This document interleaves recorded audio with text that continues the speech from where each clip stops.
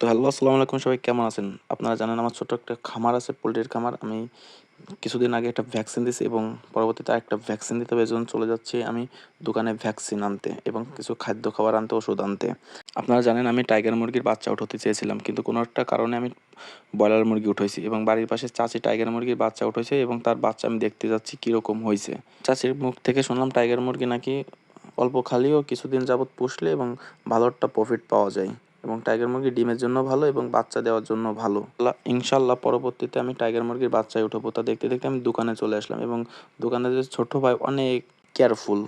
তো বাড়ির কাছে জিজ্ঞেস করতেছে, বাড়ি টাইগার মুরগিতে লাভ বেশি না পোল্ট্রি মুরগিতে লাভ বেশি? ভাই বলতেছে কি, ভাই আপনি যেটাই পোষেন না কেন লাভজনক আছে। দোকানদার তো এরকম তো কিছু কথা বলবে, কিন্তু বলতেছে ভাই আপনি টাইগার মুরগি পোষেন, কোনো সমস্যা না, আমি যা যা পরামর্শ আমি দিবানি এবং কী কী খাওয়াতে হবে সেটা আমি দিবানি। তা পোল্ট্রি মুরগি পুষতেছেন, পুষতে লাগেন এবং এই চালানটা বিক্রি করে আপনি টাইগার মুরগি বাচ্চায় উঠিয়ে নেন। ও আচ্ছা, আমি কোথা থেকে টাইগার মুরগির বাচ্চা কিনছি এবং পোল্ট্রি মুরগির বাচ্চা কিনছি সেটার লোকেশন হচ্ছে আপনার তেরোখাদা জয়সোনা বাজার। বাজারে সব কাজ শেষ করে আমি বাড়ি চলে আসলাম। দেখতে পাচ্ছেন খাবার আনার সাথে সাথে পোল্ট্রি মুরগির বাচ্চা আমাকে পুরো ঘিরে ফেলেছে, মনে হচ্ছে দীর্ঘদিন যাবৎ সে খায় না। তো এখন আমরা পোল্ট্রি মুরগির বাচ্চাকে ভ্যাকসিন দেবো, এই জন্য আমি কিছু হালকা পাতলা খাবার আগে সামনে দিয়ে রাখতেছি। সারাদিন আজকে না খেয়ে রাখছি। যখনই আপনি পোল্ট্রি মুরগির বাচ্চাকে আপনি ভ্যাকসিন দেবেন তখন খেয়াল রাখবেন চোখের ভিতর যেন কোনো ময়লা না যায়। আমার এই মুরগির বাচ্চায় ময়লা গেছে, এই জন্য চোখটা পুরো অন্ধ হয়ে গেছে। এরকম 2-3টা হয়েছে। সবসময় খেয়াল রাখবেন ভ্যাকসিন দেওয়ার সাথে সাথে চোখের ভিতর যেন কোনো ময়লা না যায়। যেহেতু আমার পোল্ট্রি মুরগির বাচ্চা অল্প, এজন্য আমার কোনো আলাদা কোনো সাইড নাই যে ভ্যাকসিন দেওয়ার সময় পোল্ট্রি মুরগির বাচ্চাকে আমি আলাদা করব।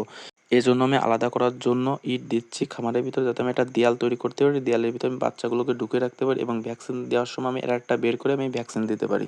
আপনারা যারা ভ্যাকসিন দেবেন, ভ্যাকসিন দেওয়ার পরে এই জিঙ্ক এই ওষুধটা আপনি পোল্ট্রি মুরগির বাচ্চাকে খাওয়াতে পারেন। এতে আপনার পোল্ট্রি মুরগির গ্রোথ বেশি হবে এবং অতি দ্রুত পোল্ট্রি মুরগিটা স্বাস্থ্য ভালো হবে। যেহেতু আমার সব কিছু করা শেষ, এখন আমি ভ্যাকসিন দেবো এবং সবসময় একটা জিনিস খেয়াল রাখবেন, আপনি যদি প্রথমবার ডান চোখে দেন এবং দ্বিতীয়বার আপনি বাম চোখে দেবেন। কেউ খাওয়াই দেয়, কেউ চোখে দেয়, আমি চোখে দিচ্ছি। চোখে দেওয়াটা মনে হয় বেটার। ভ্যাকসিন দেওয়ার সময় সবসময় খেয়াল রাখবেন চোখের ভিতরে যাতে কোনো ময়লা না যায়। যদি ময়লা যায় আপনার ওই চোখটা কানা হয়ে যেতে পারে বা নষ্ট হয়ে যেতে পারে। হচ্ছে আপনারা যারা খামার দিতে চাচ্ছেন বা খামার দেওয়ার পরিকল্পনা, সবসময় চেষ্টা করবেন অল্প বাচ্চা এনে দেখা। এতে কি আপনার লাভজনক বা লস হচ্ছে বা আপনি কি আপনার ভুল যাচ্ছে, এগুলো আপনি খেয়ালভাবে দেখতে পারবেন যে যখন আপনি অল্প বাচ্চা আনবেন এবং অল্প বাচ্চার পর দিয়ে আপনার লস লাভ সবই হবে। যখন আপনি অনেকগুলো বাচ্চা আনবেন নতুন নতুন, তখন আপনি কিছু বুঝতে পারবেন না, তখন আপনার একটা বড় অ্যামাউন্টের লস হতে পারে। অনেকে বলে ভাই আমি ভ্যাকসিন দিই তারপরেও তো আমার মুরগিগুলো আমি বাঁচাতে পারি না। আপনি বাঁচাবেন কীভাবে? আপনি ভ্যাকসিন দেওয়ার সাথে সাথে আপনি খাবার দেন। আপনি ভ্যাকসিন দেওয়ার 1 থেকে 2 ঘন্টার ভিতরে আপনি তার সামনে কোনো খাবার দেবেন না। এত সময় সাথে থাকার জন্য ধন্যবাদ। আর কারা কারা আমার এই ভিডিওটা দেখতেছো, কোথা থেকে দেখতেছো অবশ্যই কমেন্ট করে জানাবা।